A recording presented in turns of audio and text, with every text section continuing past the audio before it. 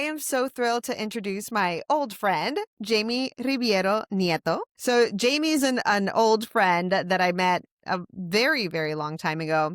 And of course, we stay connected on LinkedIn.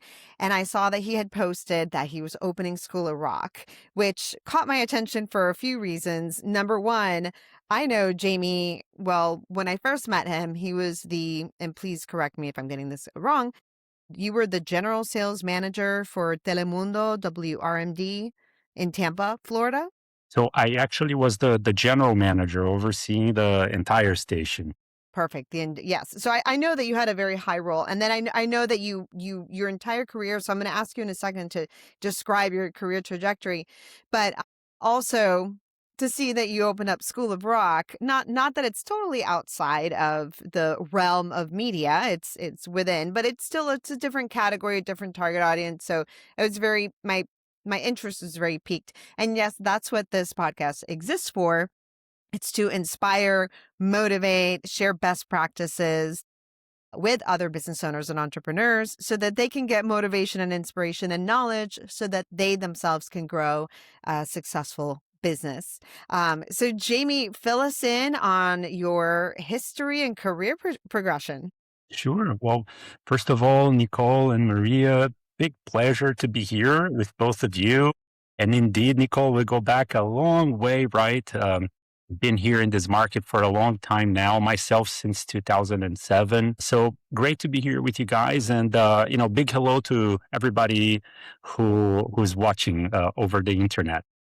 My career, I actually had always been in media. I went to school for business at the University of Wisconsin in Eau Claire, northern Wisconsin, very close to the border with Minnesota, close to Minneapolis. So went to school for business, but wanted to be involved in media. That's what seemed to make the most sense for me. So my internship, where it all began with television, was in the year 2000. I interned at MTV at the Viacom building in New York. I spent 3 months there. Very cool.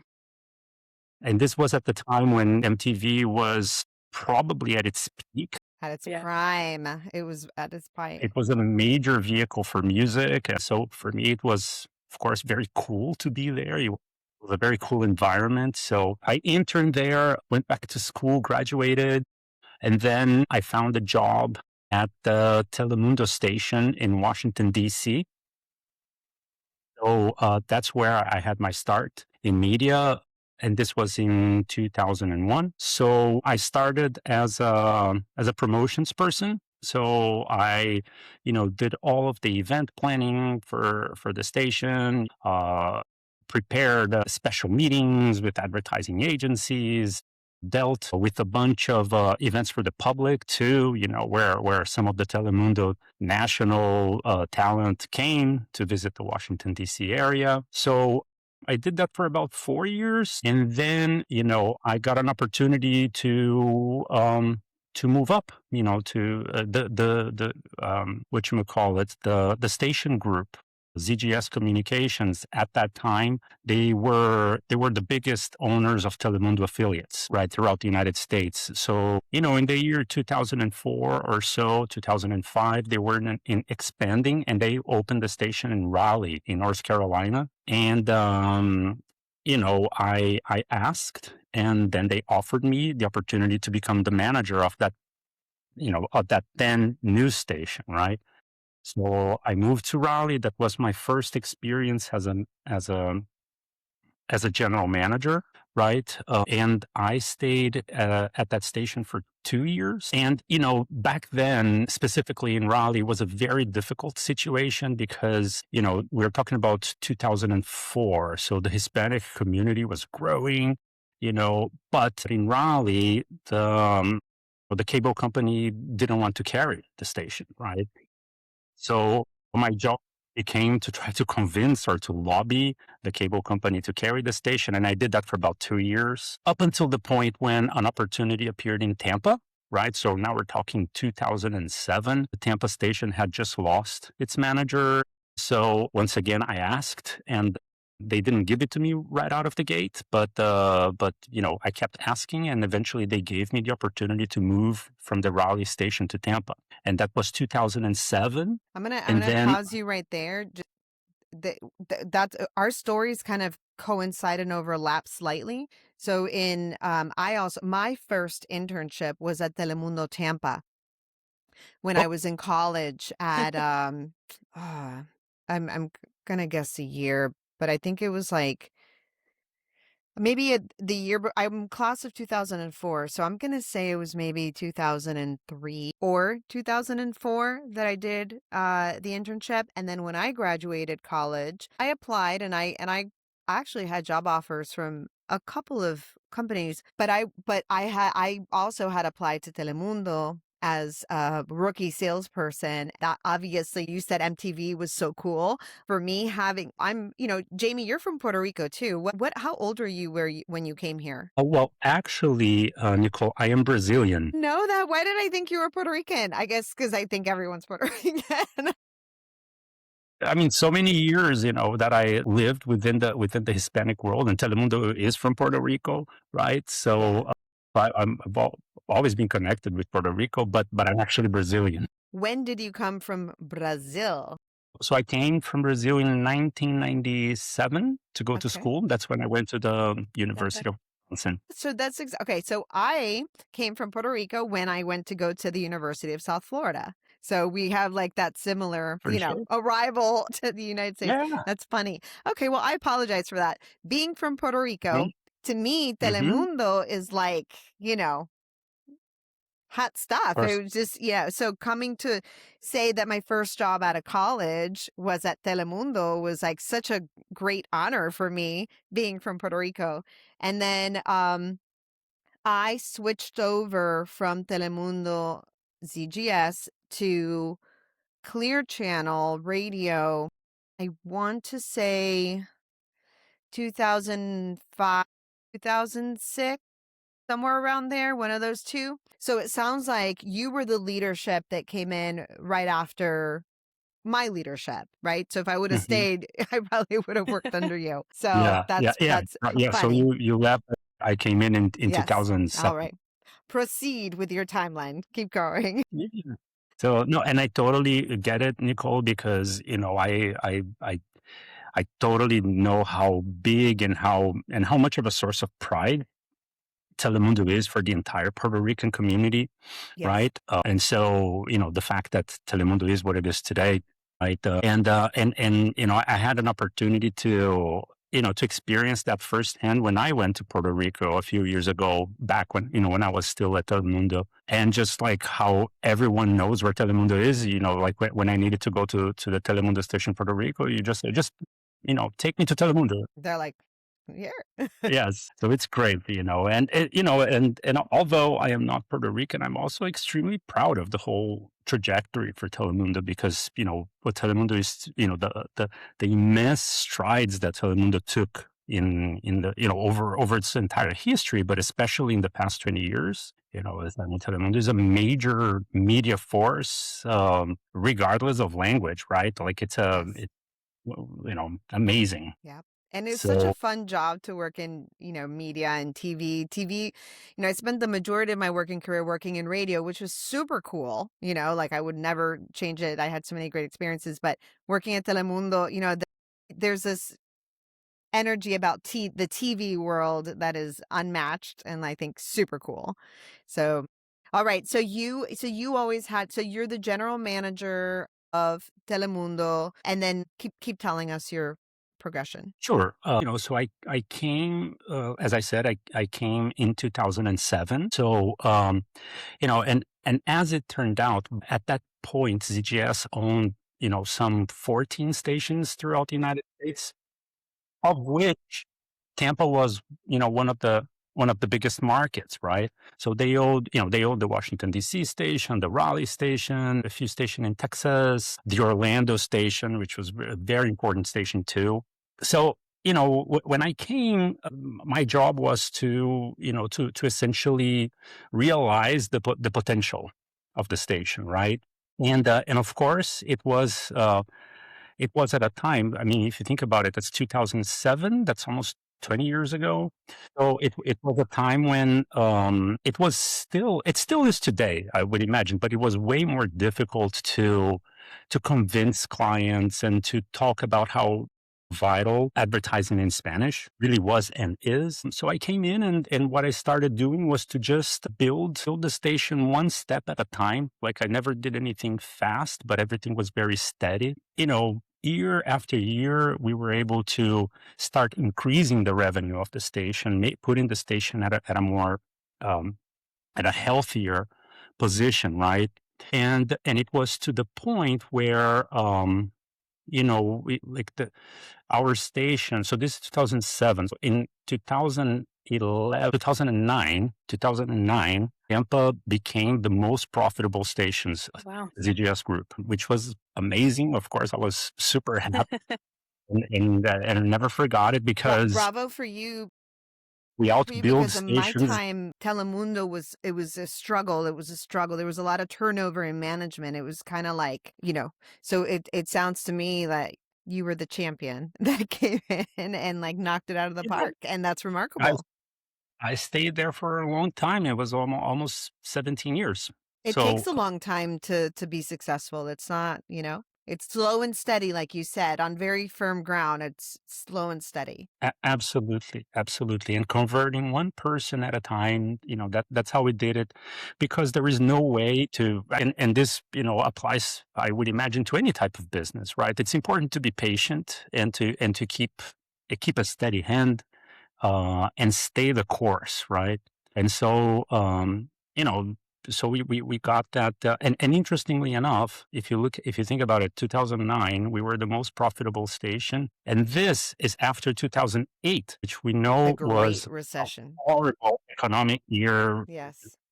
in the United States and the world over. So, it was extra sweet that we were able to have that achievement Agree. at such an early stage, right? Like 3 years after I came in. Then we were the most profitable station again in 2010 and 2011. Wow. Wow. Yeah. So you didn't just get lucky. It was sustained success, which they It say just, that yeah, it's yeah, very easy to achieve success. It's really difficult to sustain it. 100%. Yeah. Yeah. It's tough, but ultimately, I think this all speaks to the team that we were able to build, right? Because, like in my case, there's very little I can do but myself. So I needed to be able to build a team that kind of shared that passion, right? And my job was to as to the best of my ability to be able to make that team believe that it's doable, right? That we can do it. That's Telemundo was a very important player in the market, and so on and so forth. And so, overall, of course, I'm telling you about all of the successes, but I would just pepper that with the notion that no success just comes out of the blue. Major difficulties throughout the process, many changes we needed to make across the entire tenure. But ultimately, I think the overall package, by the time that I left the station in 2023, I'm happy to be able to say that I left the station in a much better position because we were able to increase the revenue. We were able to launch 4 newscasts, so the 6 p.m., the 11 p.m., the 5 p.m., the 5:30 p.m. And we were able also, at the end of my tenure there, we were able to be a major player in the ratings too. Like our newscasts, almost every night they were, either the number 3, the number 2. Every now and again, we would beat all the news too. So, so it was a major, it was a big accomplishment of which I'm super proud. And I believe that everybody that worked and continues to work at the station also feels this way. In 2023, at that time, ZGS had been purchased. Well, actually, let me backtrack. In 2018, NBCUniversal purchased all of the ZGS stations. So ZGS ceased to exist, and all of those stations, including Tampa, became the property of NBCUniversal. Okay, time out. Let me ask you a question that I feel like I should know, but I was a child. Honestly, I was a child when I was working at Telemundo. seriously. And I don't know if I understand the dynamic correctly. When I used to sell, when my understanding of Telemundo owned by ZGS was that ZGS was licensing the rights to use the main Telemundo feed from Miami so that it could sell local commercials over the local commercial break, right? And also just serve as a local affiliate. But it wasn't actually owned by NBC Universal, which owns Telemundo. Is that correct or is that wrong? Yes, no, you are 100% right. So Okay. ZGS was what they called an affiliate group, right? So it's an affiliated station. It's not a station off the Telemundo network, but it's affiliated through an agreement that involves the resale of advertising and what have you, right? And yes, and the Telemundo network is owned by NBC. Okay. So then you're saying now that NBC so NBC now came back and is no longer licensing to ZGS. They purchased and picked it and own and are owning it now outright. Correct. So Okay. they made a deal with ZGS, which I believe was a very lucrative deal for I imagine because ZGS. ZGS built all these stations, they took Mhm. all the risk, and now that they're healthy and proven, now NBC's writing a big fat paycheck here, and I forget Yeah, the for good owner's name, said. but I'm sure is he? Do you know if he's retired? If he just So ZGS has two owners. okay, One of them, his name was Eduardo Zavala. He is see, retired. He that's the one I actually lives remember. here in Yeah, and the other one is Ron Gordon, who Ron Gordon. unfortunately, yes, and probably you don't know this, but he passed away a few years ago. I did not know that. I am so sorry. I do Yeah, remember the name Ron Gordon, and I remember the other name you mentioned a second ago, but I'm so sorry to hear that. yeah. It was really sad. It was shortly after the sale, like I think 2 years, maybe 2 years after. So 2 or 3 years. But yeah, in any event, so at that time, all the stations were sold, and ZGS owned, some very important markets such as Tampa, such as Orlando, such as Washington D.C. Right, and so those were very interesting for NBC as they were building their own portfolio. Right. And so when they acquired the ZGS stations, their station, the NBC, the Telemundo station group for NBC had I believe some 20 something stations. I could be wrong, but it's over 20 for sure. Wow. Yeah. Amazing. Yeah. All right. So it's 2023. You exit Telemundo. And what did you take a hiatus? Did you just know that you wanted to do this? Did you always have entrepreneurship or business ownership on your mind? How did you transition from, being a corporate employee to where you are today, where you're the franchise owner of a school of rock, which we're going to talk about in depth in a Yeah. second. Yes. My new life. you know what happened was my exit from Telemundo. It was a sad day for me because as I had mentioned, my trajectory had been relatively successful there. Not to mention the fact that I even survived the acquisition. Right, like oftentimes when one company acquires another, there are major changes and stuff, right, and I was really happy, in 2018, I was really happy to survive. Out of all the ZGS managers, only two survived, the one in El Paso and myself. So that was great. NBC is a tremendous company. Like my time there, the 5 years that I spent at NBC were really, really rewarding, right? Because they really injected a lot of power into the stations too. But as fate would have it, in 2023, and in NBC, it was post COVID, and back then, there was a looming recession, and so on and so forth. And NBC decided to do a round of layoffs, right? And it affected various parts of the company, and it affected ours too. And so, and this also reflected a trend that exists to this day in TV right now, which is the trend of having one general manager managing multiple stations. Which, by the way, by the time I managed the Tampa and the Fort Myers station.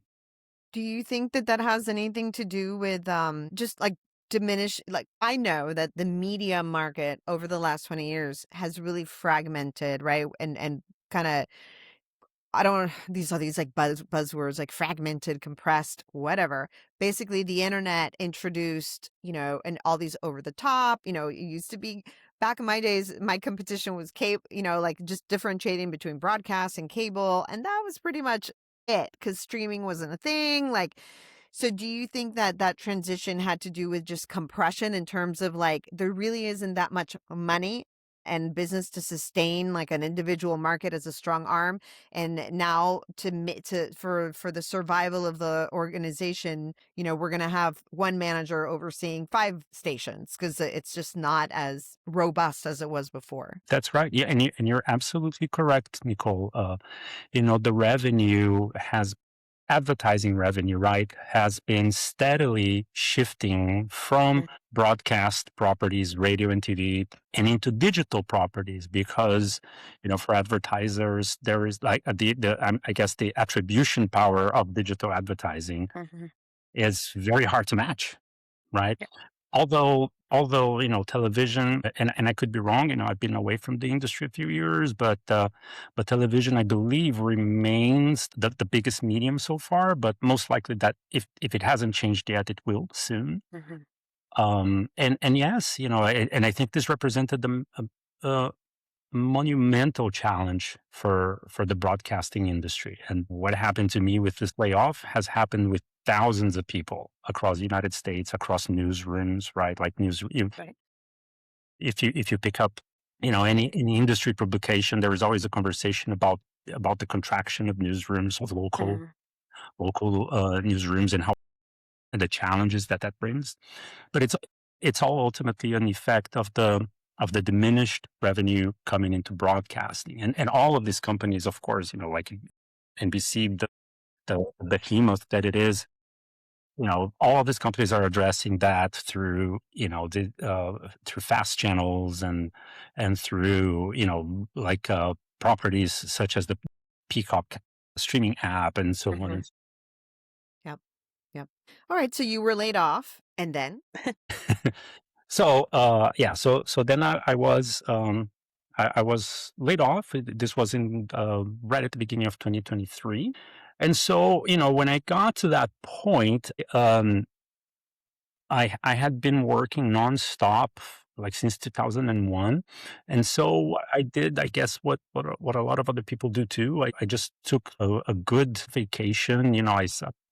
I just traveled a bit, took some time to be closer to my family. I have 2 children, my wife too. So I took the time to do that. And then, and this was January. So in March, I began looking for new jobs. And so I wanted to stay in media. That's the right, the profession that I've had all this time. And it was very new for me because I hadn't really interviewed Yeah. in years, right? And so plus, I think that the a general manager job, the reality is it's very rarely given to somebody who's coming from outside. Usually, it's a job that people inside media companies are being groomed for and are working towards, and there is a lot of internal competition for those types of jobs. So it's difficult. It's And difficult, but in the for process, you, career wise, it almost seems like you would have to, it's almost bad to reach a certain level of success because then how do you step back down from that without it saying, yeah. right? Exactly. But it happens, right? I mean, it happened to me, but often some people make it. I mean, I know people that were in similar situations to mine and ended up finding other stations. But oftentimes, there is a major move involved. You need to move markets. Right. Sometimes markets that are not so quote unquote, desirable, right? And so, I think my trajectory was that it wasn't meant to be. And then towards the end of 2023, I landed a sales management job, right? That one I was a sales manager, Nicole, and this was at Beasley. So Okay. the Yes. radio group that owns, WQIK, that owns a lot, Yep. right? And so I started working there, and my stint there was very short. I was there only for 8 months, because I really, during the process, I started to, I mean, I'm 50, now. So I started to think, okay, you know, what am I going to do with my life? What is it that I could go from here? Mhm. And and something that a lot of people don't know about me is because I never really talked about it much, but I'm a huge music lover, always have been. Back when I was a teenager, I studied music. And as a matter of fact, when I went to college, I entered as a music major. Oh, wow. Yeah, yeah. But then I switched into business. But I started school for music. What made you switch into business? Well, I mean, I think it was probably necessity. Music is tough. Music you have to be very, very, very good, and even then, it's difficult. I kind of saw a path, right? And so I saw a path that made more sense, right? I was coming from Brazil. I wanted to stay in the United States, and so I thought that taking the business path would make more sense. But then, what happened was, always liked music. I was thinking, what is it that I could do that could be meaningful to me? I think that's the key word there. I wanted to do something that made sense, that where I could be happy doing it. And it could maybe take me through to retirement. And so, the School of Rock seemed to be an interesting path to take. How did you first learn about School of Rock? It began with my children because both of my children did go to a School of Rock unit. The one in St. Pete, there is one there, and so they went there like for 3 years, and I just loved the environment. I just loved the idea of number one, the idea of education, right? Because education is really the key to everything in my view. Like if you the more educated and more prepared you are, the better your chances. And so the School of Rock had a very concerted approach into serious music education, right? And so it mixes what I saw, that what my kids were learning. It mixes music learning, right? Also with confidence building, with teaching children and adults too, by the way, how to work in groups, how to frustrations that happen in group work, how to stand up for yourself in a Wow. healthy way. They're not getting as much in the rest of their education, I don't think, anymore. That's right. So I just loved the entire concept. Has music has also a, a mathematical component to it. Music is basically math, right? Like, Mm-hmm. so when you're basically fitting notes inside a measure, which is basically a space. I noticed how well it was helping my kids with their analytical thinking, Mm. uh, their soft skills of making friends and socializing, with being able to stand in front of a lot of people and talk to them. Right, all skills that, in my view, are really fundamental, right, for success. And so my wife and I, we kept talking. Hey, maybe this could be a path for us. Maybe this could be it. Mhm. And since I liked the subject matter already, I contacted the School of Rock, began talking to them. They were amazingly receptive to me. Like all this story that I told you, I told them, and they said that I would be a very good candidate for a franchisee of the school.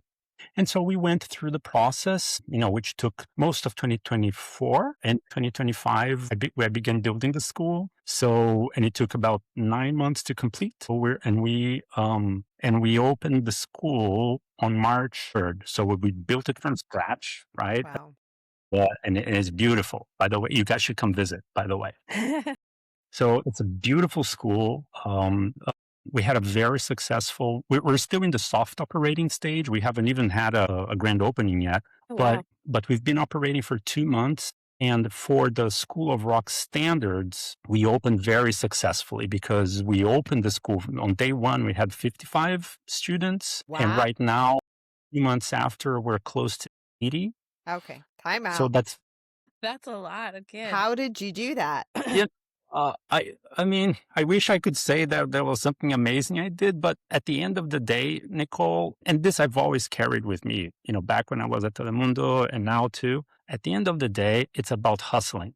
It's about, rolling up your sleeves and getting to work. That's really all it is. So, obviously with the guidance of School of Rock, I rolled up my sleeves with a plan, a sales plan that I needed to do.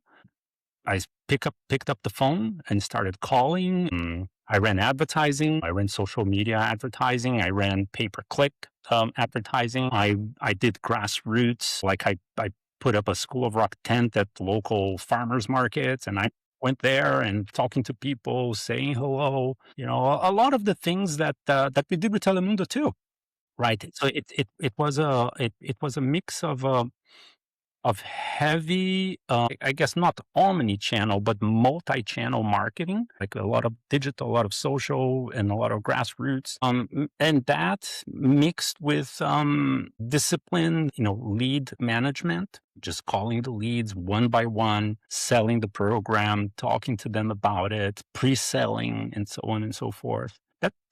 I guess that's really how I did it. It's just work, right? Like that's all it was, and it continues to be that way, right? But I think it helps too that I'm very, I'm very passionate about what I do. Always have been with Telemundo. Was the same thing. Like I think I was a big champion for Telemundo everywhere I went, and now I'm a big champion for School of Rock. I do the same thing.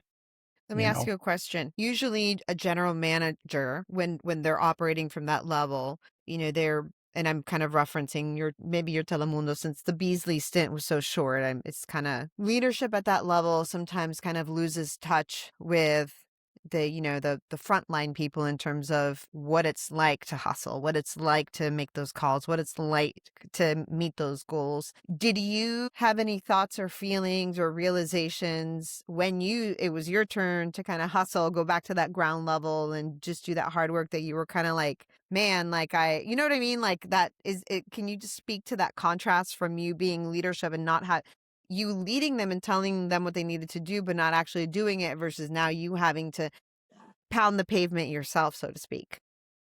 Yeah. Yeah, that's a great question, because actually a couple of weeks ago, I was talking to our studio coordinator, which is a front of office person over there at School of Rock, and I was telling her, yeah, back when I was at Telemundo, like, I had like 5 managers. Mm-hmm. Right now I need to be those 5 managers, everything myself, which is, I mean, Nicole, you're right. You're right. I think, especially as the station grew, by the time I left Telemundo, between Tampa and Fort Myers, I think we had close to 60 employees there, Oh, wow. which, by the way, is small for a TV station, but Mm-hmm. it's 60 people. 60. Sales. We had a sales manager, we had a news director, we had a promotions manager, and all of that. And I would say that it is difficult, right? Because after a while, like all the work you're doing through those people, like through those other leaders who then are working with their teams to achieve a lot of things. And here I had to do everything by myself. I mean, not by myself. My wife, Marina, she played a very, very important hand in the process of building the school, and she has helped immensely too on the strategic level and all of that. But ultimately, yeah, I just had to say, hey, I don't have a management team anymore. It's just not. It's in the past. It's in the past. I don't have that anymore. But although I had, it had been a long time since I had stood on a marketing tent, in a hot summer In the day Florida heat. in the Florida heat, saying hi to people in a while. But I did that in the beginning, way back then, when I was a promotions person. I did plenty of that, and I just have to do the same thing, make a nice, I believe that success is not tomorrow. I believe it's now. It's what you do this very minute, right? Yes. And so if I am managing a TV station today and we just landed a major client, or if I am sitting on a tent and I just landed one lead, for School of Rock, to me, that's what success is, right? Like, I'm never thinking, I just think tomorrow starts today. So if this is where I am now, and this is what I have to do, then I'll go and do it with pride, the Yeah. same way that I did it when I was over at Telemundo. Of course, it's the stakes are way smaller now. This is I'm running a small business now. That's what I was going to ask you. So I know in the world of media, when we talk about contracts, their annual contracts are at least 5 digits. When we're talking about a student now, what are we talking about? Like $200 a month? It's it's a much smaller customer lifetime value or ticket thing.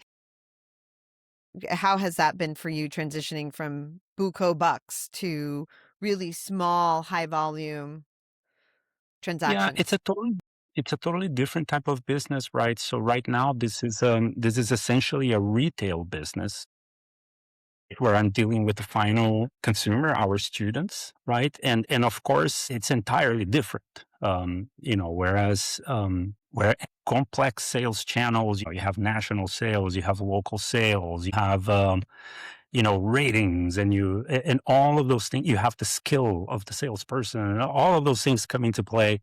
To your success of landing a piece of business. Whereas right now we have a single price, which is $365, by the way. Not $200. Yeah. $365 a month? Okay. 365 for two 365 a month for 2 weekly lessons, which is a That's good. private Okay. 45-minute lesson and a 2-hour group lesson. So you Yeah. you do individual and group training? Yeah, because School of Rock, and that's actually, this is one of the main differentiators of School of Rock, is that School of Rock is a performance-based music education program, which means that you take a private lesson just like you would at any typical music school, but that private lesson is really used in preparation for the second lesson of the week, which is a group lesson. Like you're playing with a bunch of other students that are learning the same material in their respective instruments, so they play as a band, right?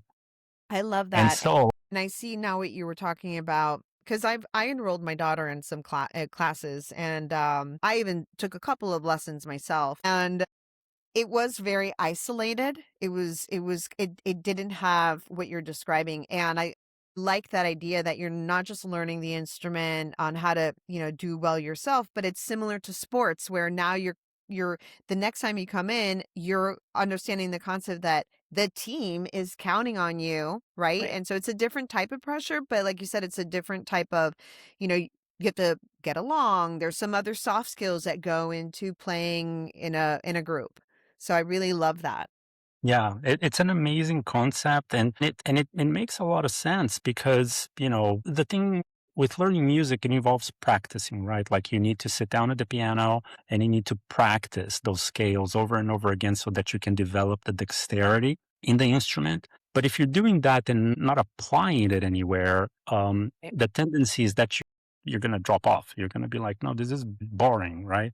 But if you have a band to play those to apply that to, it's much more interesting to practice music, right? And so this method, and that's another reason why I love School of Rock, is that the method is very conducive to that, and so kids stay with music longer. They enjoy it longer. It's extremely fun to play as a band, right? And as a matter of fact, we have an adult band too, and they love it. They're amazing, and it's the same principle. They take the private lesson and then they apply it in the group setting. That's Well, and you have awesome. people that have to rely on you, so it makes you more apt to practice. Just getting yelled at by your teacher for not practicing is different than feeling like Mhm. you let down your team or your band or your Yeah. group, you know. Sometimes that happens, sometimes at the end of the practice, some students will go, hey, hey, Johnny, make sure you practice this week. Yeah. Peer So, pressure can be a wonderful thing Yes. yeah, in for the sure. right, used the right way. Yeah. And there is an additional component which is amazing too, is that, like they're practicing those songs. And then at the end, we produce a real show, like a Oh, real wow. show, and they go and they perform, like, in front of a live audience, right? Mm-hmm. That's awesome. So yeah, it's good. I think it's a very well developed product, right? And it's a lot of fun for me too. Are you involved in obviously you've gotten really in the weeds with marketing and getting your students. Are you involved in teaching at all? And is that something that you wanted to be involved in or enjoy? So I play guitar and I sing too, but I just haven't had the time to really check and see if I'm ready to teach. Although my music director, he says, that he's going to give me some lessons so that I can teach too. So I might find myself teaching soon. Yeah. How has hiring for me, I guess my questions are all compare and contrast type questions, but like how has hiring for your Telemundo days, how's that been different from hiring for this much smaller organization? Well, Nicole, I'd say, that there are more similarities than there are contrasts there. Naturally, we're looking at a different set of hard skills, right? But the core of it, like when we go to hire for attitude over skill, right? When we look at all those things that we're talking about, the ability to work in groups, the ability to check one's ego, the ability to hustle. I think those things are essentially the same. And I've used you know searching for those specific skills when I'm hiring.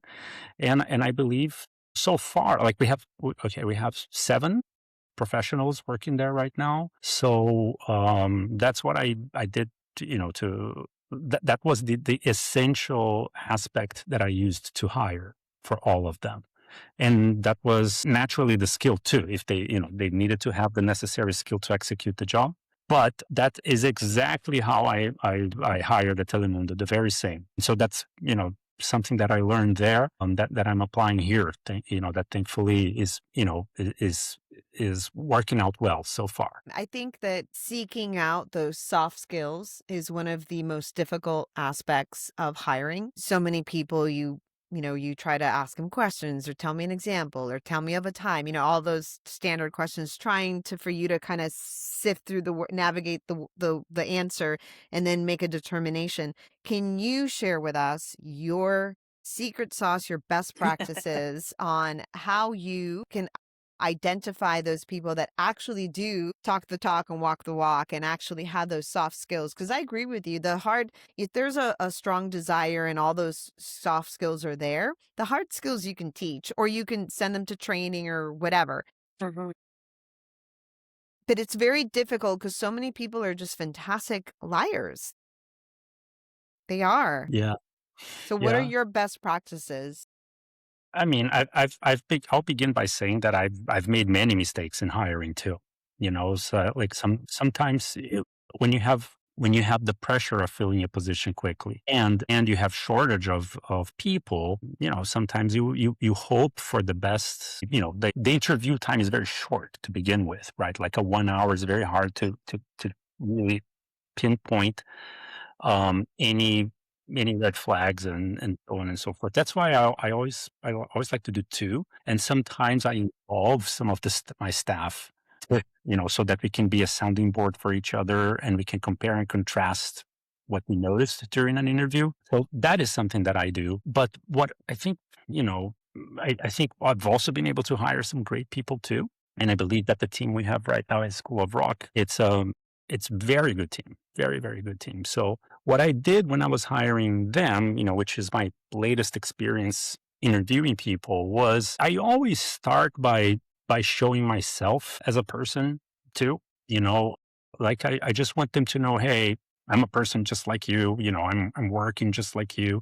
I'm a professional. You're a professional too, right? And that sort of opens up the interviewee for that person to be able to be more expressive in, you know, because they're feeling more at ease talking to me, right? And I think that's, to me, that's something that I've always done in interviews that has helped me to see. Because sometimes when you open up yourself like this, you will be able to, the other person, either they will connect with you, or maybe they will say something that could reminisce to trying to take advantage of you or something like that. I've seen that happen in interviews. And so that helps me, right?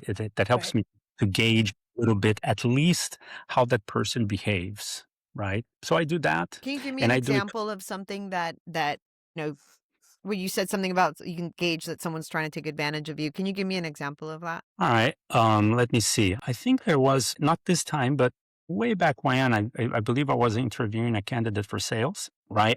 And when the person came in, I went to the lobby, greeted the person. Hey, it's so great to see you. Thank you so much for coming. Let's go in. Let's go and talk. And so I took the person through the interview. I asked them to talk about themselves. I asked them to list their strengths, right? And then, in this particular instance, I think the person said, like, I'm one of the best salesperson in my team, and so on and so forth, in my current team. And that to me was like, it didn't sit well with me Mm. because I Why? believe confidence is important. But and I think it wasn't even the fact that he said he was the best salesperson. It was the way, right? Mhm. Like a little bit of a condescending tone. Mm. And then I also thought, well, if you're the best person, then Why are why you leaving? why leave? Yeah, and and then what happened was I asked him to sit with other salespeople. Right? Can you sit with other salespeople and chat with them?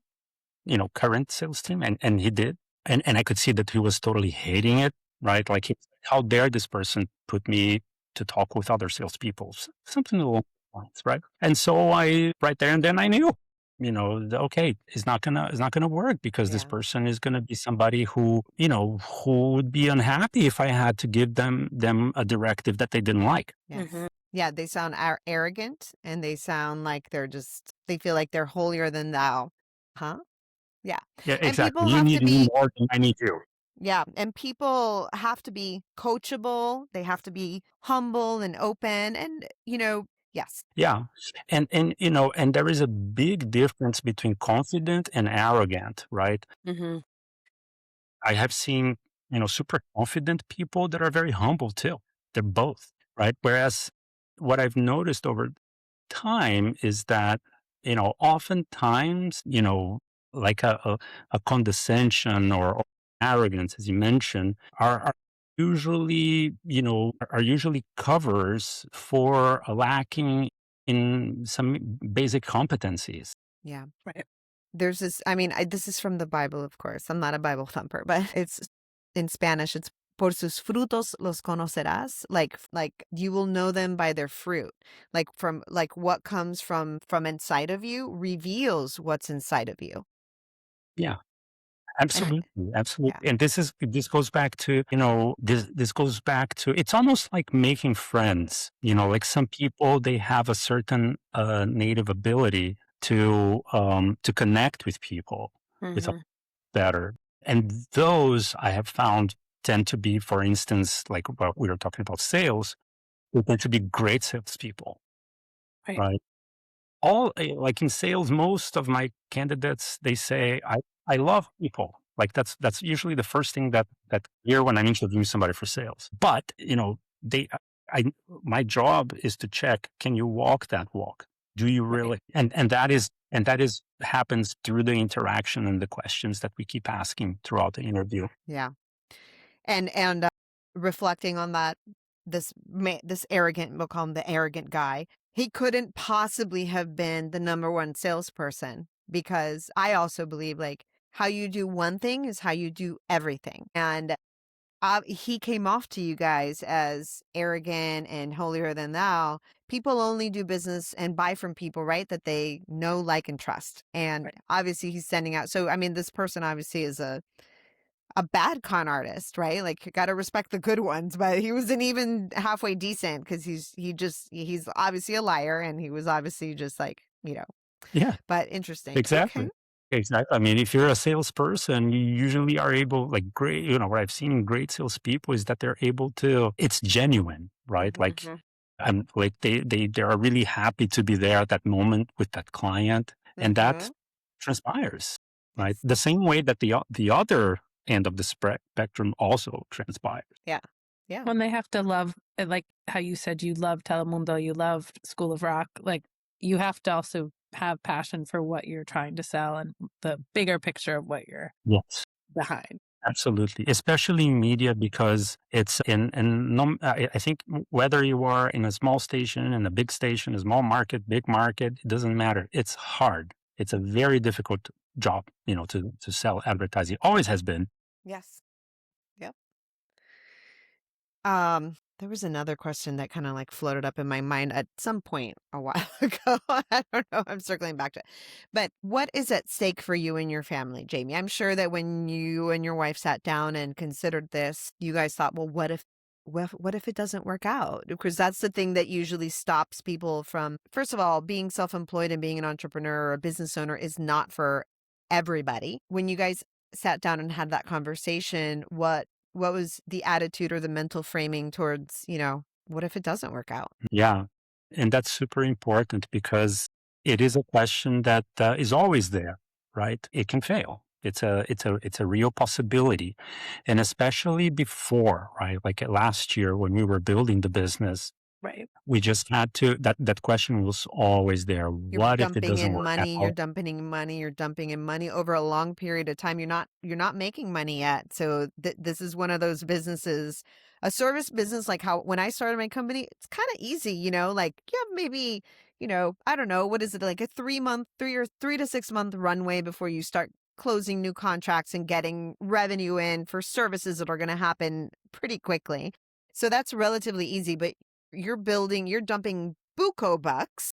Can you tell me, like, to the tune of how much money is it that you have to put out up front before you can actually open your doors when you're opening this type of franchise? You don't have to be specific or reveal anything confidential. Just give us danos un la, you know. Can I take the Fifth Amendment on that? Okay, there you I'll say go. this a lot. So much that I won't even tell you. I break Yeah, out in hives every time I think about it. yes, it's a big investment, Yes. and naturally there is risk, like there is in any business. So there, of course, we made every piece of research that you can imagine, to choose the right market, to choose the right location, to say, managing the investment, managing money, all of that we have done, but still that doesn't guarantee that we're going to be Right. successful, right? And so, but I'll tell you that what keeps coming back, like when we were asking ourselves, is what if it fails? Like what if it fails? But then I would come back and say, but what if it doesn't fail? Mm-hmm. You know, what if we're very successful? What if we make a lot of money? What if we buy more schools in the future, right? Mm-hmm. And so, and I guess this relates to sales too. It comes down to the point of keeping an eye on the prize versus, versus looking down and seeing a big hole beneath you. It's more about looking at what's at the end of the tunnel, right? And of course, that's easier said than done. I think I would be lying if I told you that we are not concerned about the future of the school, right?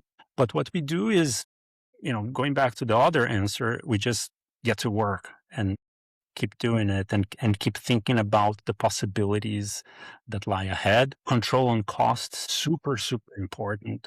I guess for any entrepreneur, regardless of the level of investment, if you, right, especially if you have a pool of money to invest in the business, if you spend everything, and then there isn't money left, then that's it. It's as simple as that.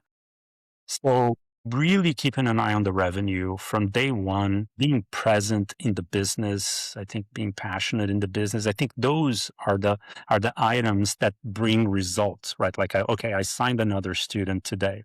That makes me feel great. I'm a step closer to my goal, and then tomorrow we have to do it again, and so on and so forth. That's really what keeps that question, the answer to that question, I guess, easier to swallow. Let's put it. What if it doesn't work? Well, what does? Did you consider ever going off on your own, or was the franchise always your thought process? Did you kind of look, coming up with something completely on your own that you would have done, or, what was the decision process there? The franchise to me specifically, to our particular case in our family, made the most sense because, in a way, I wouldn't call it a hybrid between of being an employee and being a business owner, but it comes with a lot of advantages, which is essentially the brand name, the methodology, a lot of guidance. I think that in my specific case, that was very welcome rather than building absolutely every item. And not, yeah, it's kind of like a business in a box, almost like taking it off the shelf, being like, okay, I'll do this one versus starting from scratch where you're literally making everything up as you go. You're trying to fly the plane and build it at the same time, which is it's way more risky. And that's part It's of way what more you're risky. paying for with that franchise fee, the fact that they've already outlined a bunch of stuff for you that's already proven. So it's Yeah, less risk. absolutely. So you pay for it. Yes, absolutely. It diminishes the risk. You pay more, that's for Right. sure. You will have to pay a franchise fee every month Yeah, it's forever. exactly with the ZGS and NBC takeover, the purchase, the NBC purchased the proven concept, and ZGS took the risk of building those in the market. For your Correct. leadership style, again, as general manager, these huge, and now bringing your leadership style to a much smaller outfit. What have you brought along with you? What did you leave behind in terms of how you lead your team that you have currently? You said 7 people? 7. Yeah. So, and this has been a tremendous personal journey for me too, when it comes to that specific aspect, right? So I believe that what I brought, oops, apologies. What I brought from Telemundo, number one is, well, the work ethic that I learned there from the way in the beginning, when I was doing promotions. The knowledge and the importance of people, the importance of being respectful and being somebody who people can rely on, either those are aspects that I brought from Telemundo. The importance of making sure that whatever I put my word behind, that I actually go ahead and do it, right? Like that I deliver upon all of those. I think that's a huge one, especially for any business, right? But especially for a new business, right? Like people need to see, hey, if he said he was going to do that, he did it, right? Yes. And so I brought those things. And I believe what I left behind was, perhaps I would say that, this job is naturally, it's stressful, but I believe that I've learned how to control that on myself a little bit more. Because I don't know if it's because the stakes at Telemundo were so high, right? So that there were moments there that were very overwhelming over time, and that's normal, for any TV general manager, right? Like if you lose a sale to another station, that's terrible. Yeah. Terrible. I remember the words, share of market. It was about making sure that you had a large share of the market, because yes, you would lose that client, and the client's still spending the money. It's just not with you. So absolutely much higher stakes. Yeah, that was the worst thing. Like if I saw a commercial in another station, and I was like, why don't I have that? Okay. So anyway, but yes, I think I brought more of this, I guess, this human side. Just want to make sure that I want to make sure that everyone who's working at my school feel that it is meaningful to them too, that they're making money, that they're learning, that they're growing, that there are growth opportunities for them there. So not that didn't exist at Telemundo. We did a whole bunch of that, but I think I am I guess a little more connected with the team than than perhaps I could have been at Telemundo. Yeah. It's different when it's your own. Hmm. It's Yeah, very, very different. Yeah. And that, I for mean, it's sure. not a bad thing. It's just human nature. It's very, it's your money. Yeah, exactly. We And we your we, legacy. we don't have an option. It has to work. Exactly. And it's what Exactly. you'll leave behind. It's your legacy. I mean, you left Telemundo and someone else came in and did your job. So Yeah, that's true, and that's it's also part of part of the business, part of not only media. I mean, any type of business, right? Everything is temporary, and so the important thing is to make sure that that every day that you're present, that you're present in the business, that you're present for the people, right? And that they do the same too, right? So, Mhm. example, that they are also present for the business, that they're also present for the overall objective of the organization. Yes. Right. I like that you mentioned that lots of people start a business thinking that they're just going to work less or that they can go on their yacht or they can whatever. And every question that I've asked about leadership or you, where I kind of like point the spotlight to really illustrate how you're thinking in terms of how you're approaching it, you've only described you being present and serving your people, and so that's admirable, and I can see how you were successful, or you have been is successful in your career. I have no doubt that School of Rock will be successful under your leadership. You certainly Woo-hoo! we've interviewed I think, oh God, this would be interview number 45. So we've interviewed, if you want to, I don't know what kind of commute you have to work, if it's short or long, but I invite you Mhm. to listen to other episodes. We've interviewed a ton of business owners, and I mean, like I said, how you do one thing is how you do everything. I pretty much try to make it substantive. I don't like fluff. I like real information, and you bring all these leadership skills with you. So I think that, whether it was School of Rock or starting your own, which any other thing that you would have done, I think that you just bringing these leadership skills is what's going to poise you for success. And and even though you have been very successful in your corporate career, your willingness to regress, which is not a regression, and basically roll up your sleeves and just, get dirty and do what needs to be done.